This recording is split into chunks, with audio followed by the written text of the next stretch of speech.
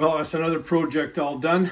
We were asked to do this mantle by a customer. We just finished a stair balustrade about 2 weeks ago, and they asked us to do a makeover on this 40-year-old fireplace mantle.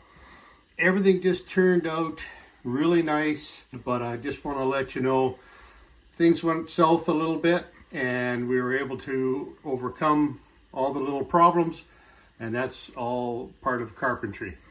Enjoy the video.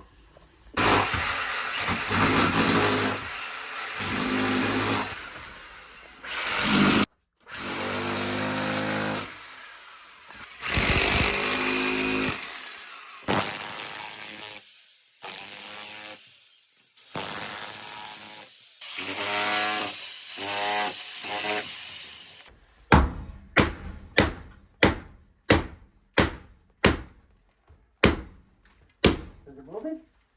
Yeah.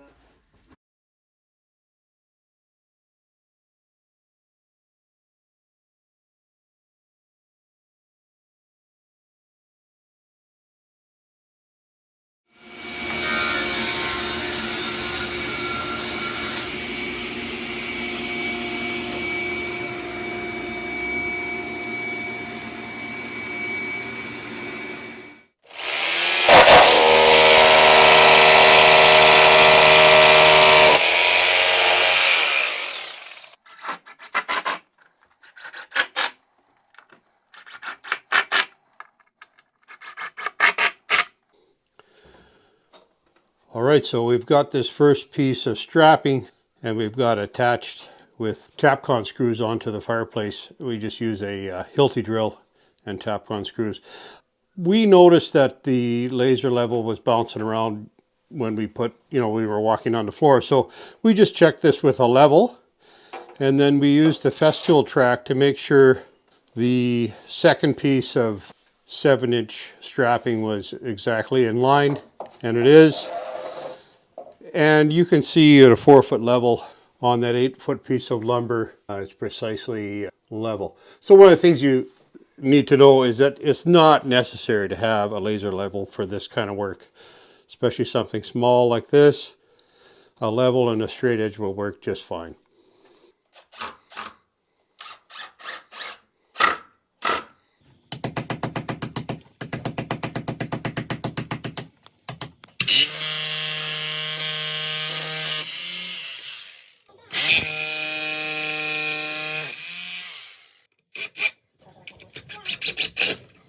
You can see that we've put blocking in between the bricks so to make sure there's not going to be any problem with sagging or collapsing.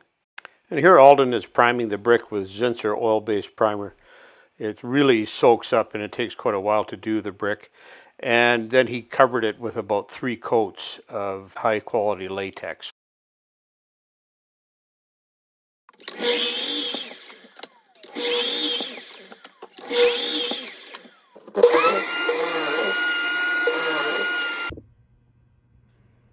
One of the things I do before I get too carried away with cutting pocket holes is I make sure that the depth is going to be appropriate for the job I'm doing. So I'll just try my 1¼ screw and make sure that it doesn't compromise my project. Now, because I'm actually going to be going into an oak mantle, I'm going to use this screw right here with a little plastic washer. You can just see it right here. And because you're going from plywood into hardwood, there's a tendency for a fine thread screw to pull itself through the plywood into the hardwood because there's more, bite on the hardwood. And what I've run into, especially with face frames, you can actually pull that screw right through until you compromise your finish here. So this little washer prevents that from happening.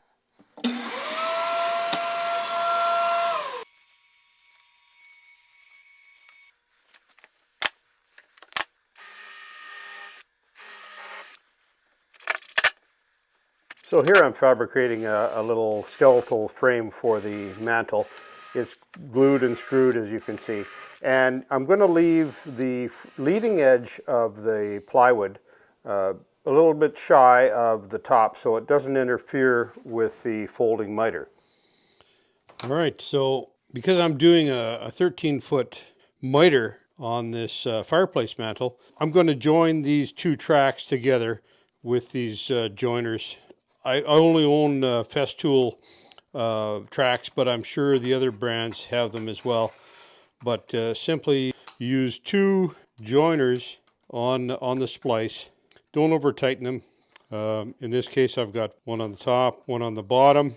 I'll just flip that over. Tighten these bottom ones. Then, yeah, I've got these joiners in the shorter track, so it's a little easier to maneuver. And I'm just going to slide those together like so, and then tighten this side, and then the other side as well. Now I'm ready to do my 13-foot continuous miter. Probably some kind of world record. We'll see. See if it turns out, and then we'll talk some more.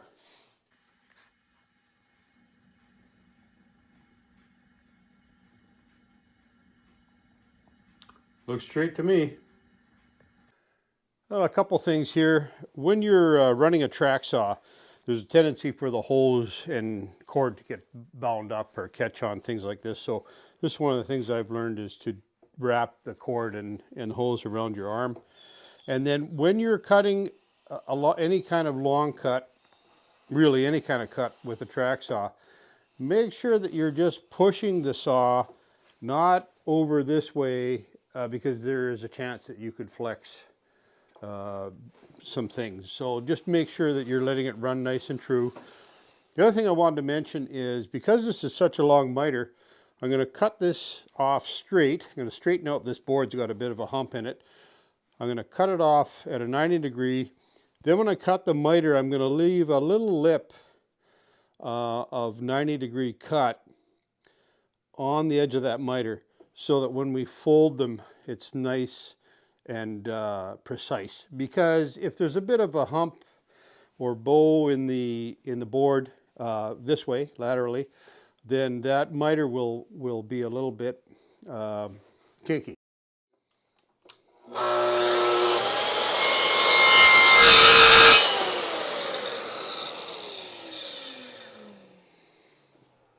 Well, that was a rookie mistake. The blade's on backwards. But anyhow, lesson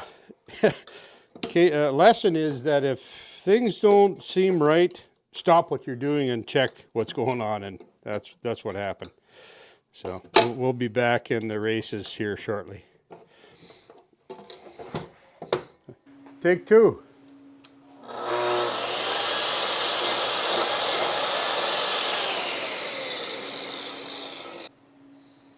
Take three.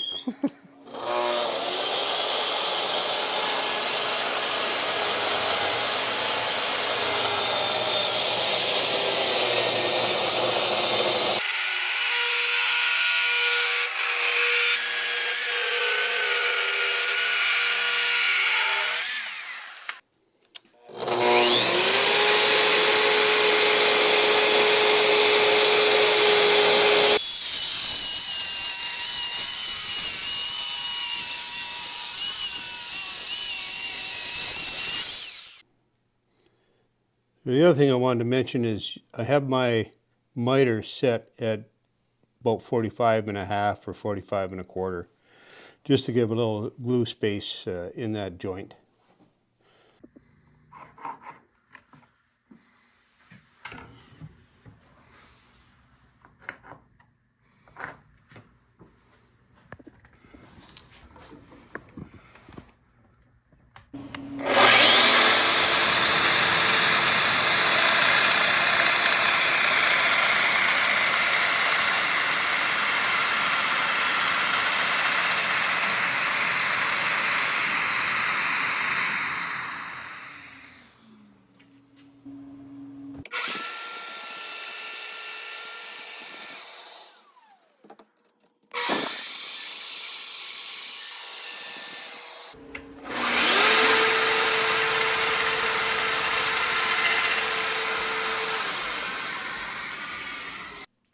All right, so we've done a dry fit on this glue up, and we've got, 8 dominoes in this 13-foot mantle piece.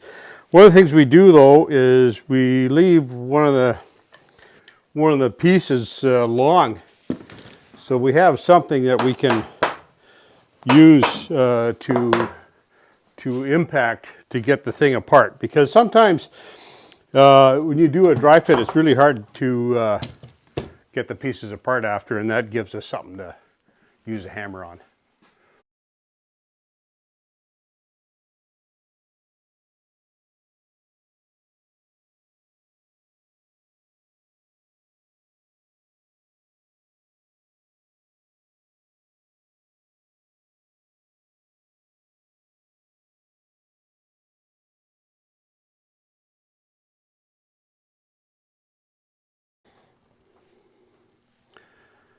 So we've got the top piece of the mantel mitered, and we put the front piece and the top piece together, and the mitres are fitting really nice. So this should be really good for the glue up.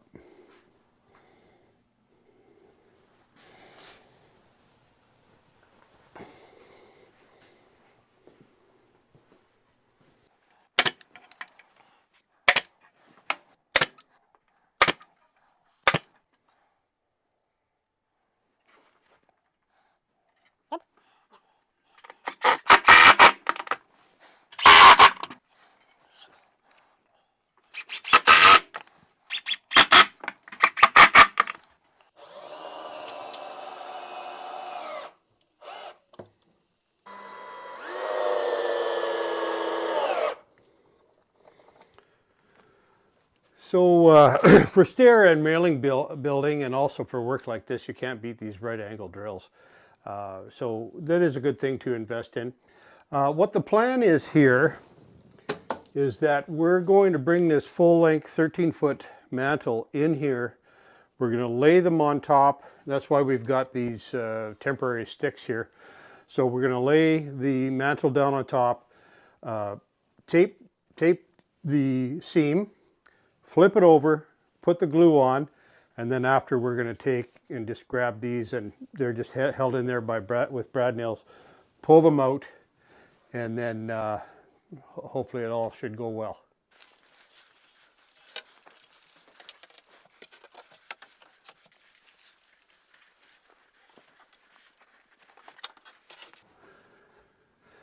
There we go.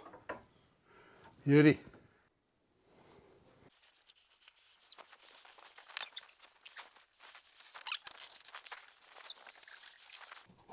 All right, so we've got this miter taped. A little bit tricky. Now we're going to put some cross pieces on, give it extra strength for when we flip it over.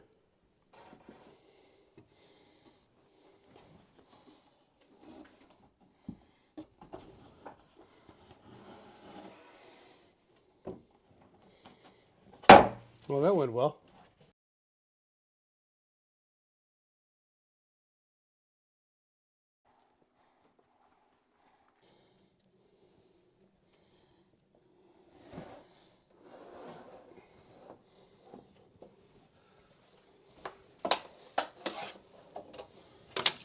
That worked well. There goes nothing. Now I have a question for those viewers that are Lamello Zeta P2 owners. Would this long miter be a candidate for some Clamex joiners? Let me know in the comments. Thanks. So far so good.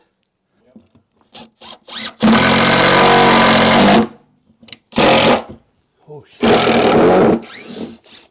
Yeah. Not thinking. Okay.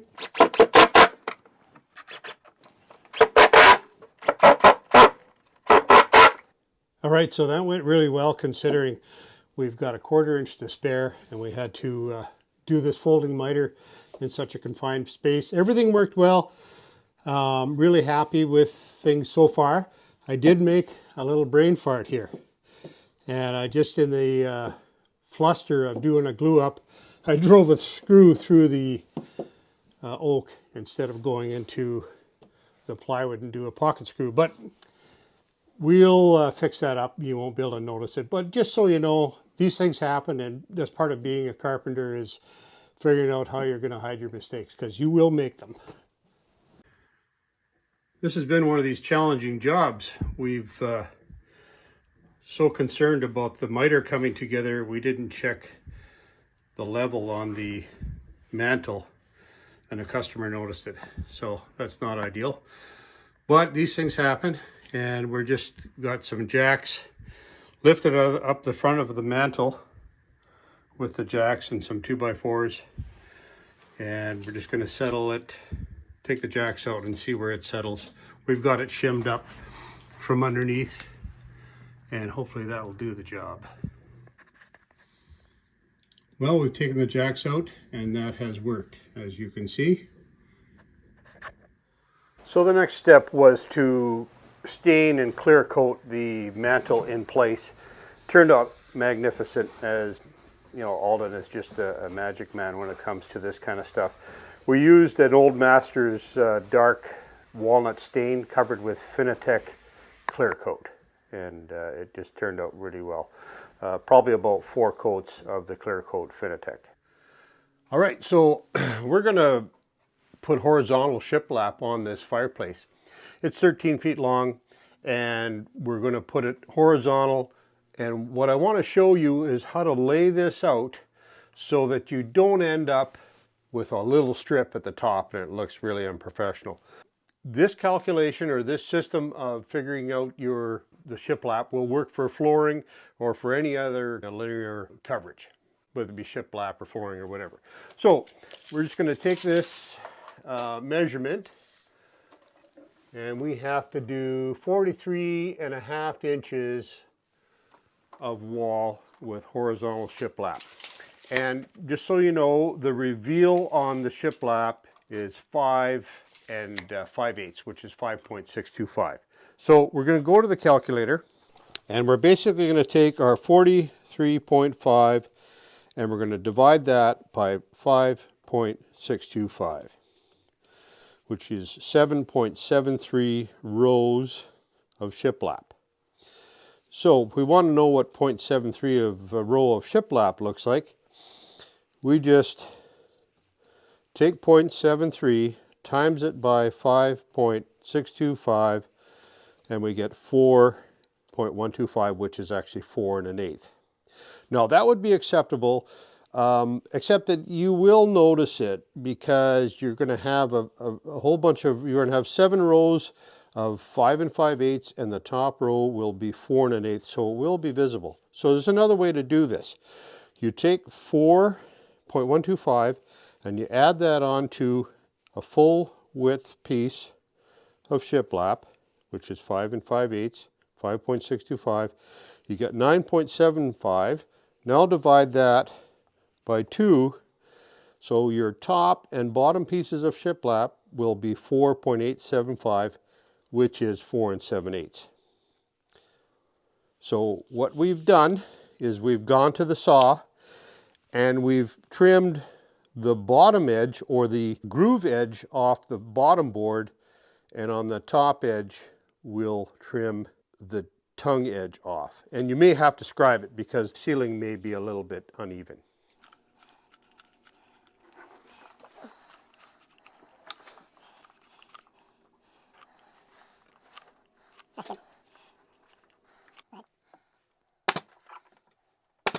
So here we're just taking a scrap piece of tongue and groove shiplap, setting it in place, and then marking the top and bottom of the box and also the distance from the corner of the wall. And it's a bit tricky, and especially when this stuff is about 40 bucks a piece, it's pretty expensive. You don't want to make any mistakes. I'm using a Festool Carvex to do these holes, and it worked out really well.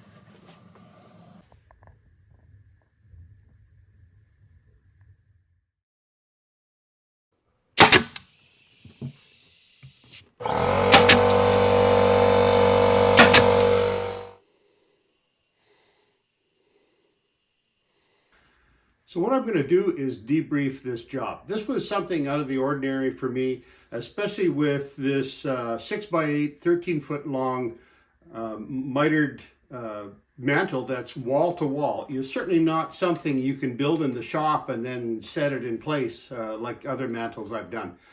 So this presented some challenges, and that's why I thought I'd do a video on it. The first thing I want to go over is the jackhammer on the bricks in order to remove that 5-foot long concrete mantle.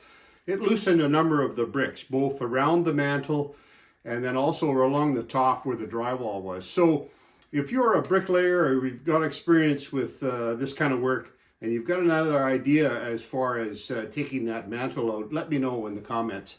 We didn't want to use grinders and whatnot because there's televisions and it's a house for the family's living. The other things I wanted to talk about was surrounding the folding miter. Now, I tried something different where I put little lips or left a 90-degree lip on the edge of the miter to do the fold over. Now that worked well, but I would not do it if you want a crisp miter. It's only going to be suitable if you're doing a round over. So that's something to remember, and I want to make sure I cover that so I don't set you on the wrong path. The other thing we could have done, you saw how we had those sticks there so that we could lay the two pieces together, put the sharp end of the miter together, glue it up, tape it, and whatnot. What we could have done is left the mantle on those sticks so that we could get a clamp on that joint horizontally, let it set, and then push it into place. As far as not checking the level of the mantle back and forth, and also me drilling putting a screw through the top of the mantle, those are things that sometimes happen when I get a lot of things on my mind, and as you know, glue ups are stressful. So thanks for watching. Subscribe if you haven't already. Leave a comment if you've got an idea that how I could make that job better, and we'll see you on the next video. Take care.